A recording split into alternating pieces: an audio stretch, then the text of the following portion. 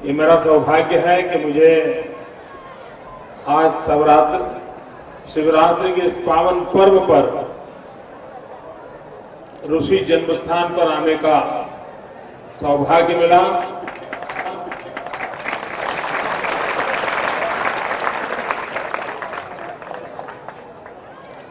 ये गुजरात की धरती कुछ ईश्वर के उस पर आशीर्वाद रहे। अनगिनत महापुरुषों को इस धरती ने जन्म दिया और जिन जिन महापुरुषों को जन्म दिया है उन महापुरुषों के लिए कोई भूभाग, कोई एक सीमित भौगोलिक क्षेत्र तक उनका प्रभाव नहीं रहा। वो विश्व भर में अपना प्रभाव फैलाने वाले रहे। वे किसी युग तक सीमित नहीं रहे, वो युगों तक अपना प्रभाव प्रसारित करते रहे।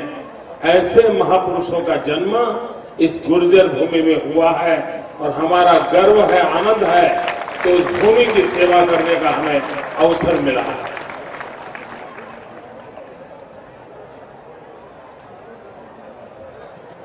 गुजरात के लोग शायद उतना नहीं जानते कि स्वामी दयानंद जी का प्रभाव कहां कहां तक फैला हुआ। और विशेष करके मैं स्वयं भी जब तक उत्तरी भारत में कार्य करने के लिए नहीं गया था, हरियाणा, पंजाब, उस क्षेत्र में जब तक मैं कार्य के लिए नहीं गया था, तब तक मुझे भी उतना अंदाज नहीं था कि उस पूरे उत्तरी भारत के उन क्षेत्रों में कोई परिवार ऐसा नहीं होगा जहां पर आर्य समाज की इस मूवमेंट का असर न दिखता हो और उनके जीवन में कोई परिवर्तन ना हो। हम गुजरात के लोग बहुत बार सोचते हैं कि अन्य राज्यों में नॉनवेज खाने वाले बहुत होते हैं।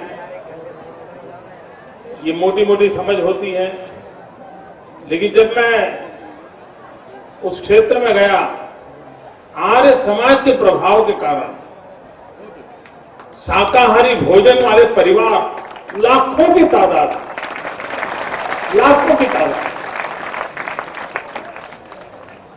और कुछ लोगों के जीवन पर कितना प्रभाव रहता था।